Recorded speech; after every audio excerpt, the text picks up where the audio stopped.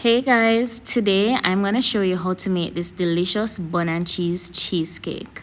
The first thing you're going to need is of course spice bun, and I'm using one of my favorite spice buns. It's from HTB. So you want to make some thin slices about 2 to 3 centimeters tall, and I'm just pressing them together because the bun was pretty moist. So I'm just kind of using the moisture in the bun to press them together. Then I'm going to use the bottom of my cake tin to outline the base for my cheesecake. As you can see here, I'm just going to squeeze it in together, and this is what it's looking like. It's holding together pretty well.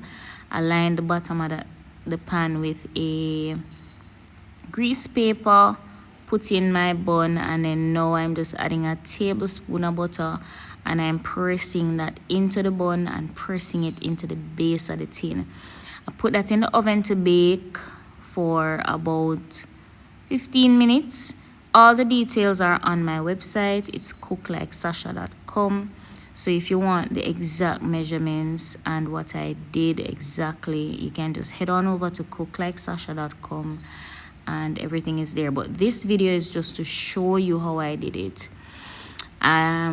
This is another way that you can make the crust. You can just grate it, shred it, add it to the bottom of your pan, and that's it. Here I'm using Philadelphia cheese, cream cheese.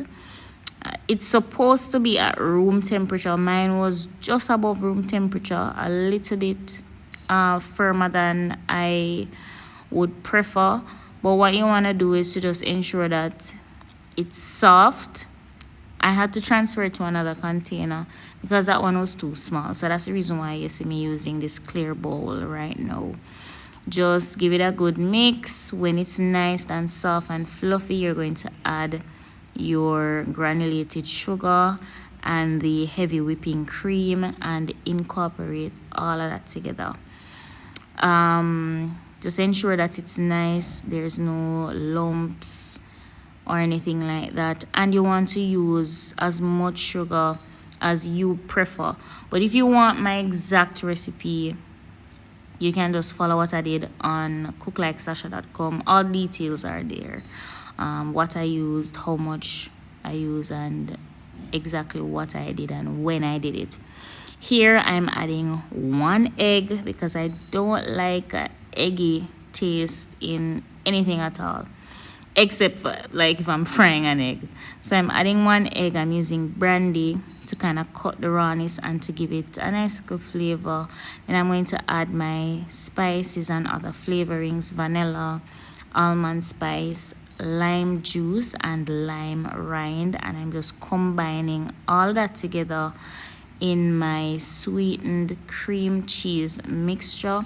At this point, you don't want to incorporate too much air. Ideally, you want to use a paddle attachment on a mixer, like a stand mixer, but I don't have one, so I'm just using my hand mixer, which worked perfectly well. You just want to ensure that you're not whipping too much air, so don't beat it too much. You just want to incorporate it. Once everything is combined and it's nice and smooth and looking like that, you're ready.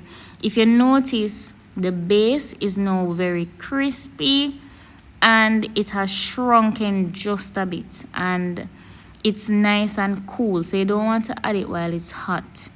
So I poured it out. I used a foil to kind of wrap the pan to ensure that no water gets into the pan. Then I'm putting that in a bigger cake tin, and I'm going to just fill that like halfway. If you notice, guys, I'm showing you that you can make a cheesecake without a springform pan, because I searched all the supermarkets and I just couldn't find any springform pan, so I just had to use what I have. Here I'm making the topping. Now this is just cream cheese again with my vanilla and almond spice and some powdered sugar this time. And now this is a star of the show, the tasty processed cheddar cheese. This is like the national cheese of Jamaica, guys. It's so good. So delicious. It's salty. It has a very nice flavor, and I just incorporate it into the cream cheese mix, and it was so delicious. Totally delicious. Now, you know when a cheesecake is done, when the middle is slightly jiggly, just like that, is that jiggle in the middle, that's what you want, and it's going to be dry on top. This one, yes, I really love the result. I was wondering if it was gonna come out good, but it did. Here I'm just flipping it to get off the paper from the bottom, and guys, it worked.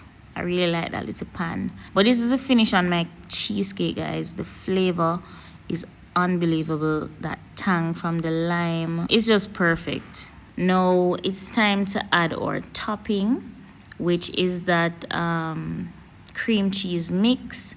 So I'm just going to get it and plop it on top. If you want, you could pipe it.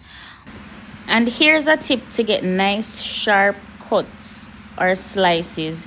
You want to just heat up the knife. So I was using a blowtorch to heat up the side of my knife. Once you make one cut, you're going to wipe the knife, heat it up again, and then cut the other slice. And that's how you get those nice sharp clean lines, and it's not looking messy. And if you want the recipe, it's on my website, free, at cooklikesasha.com.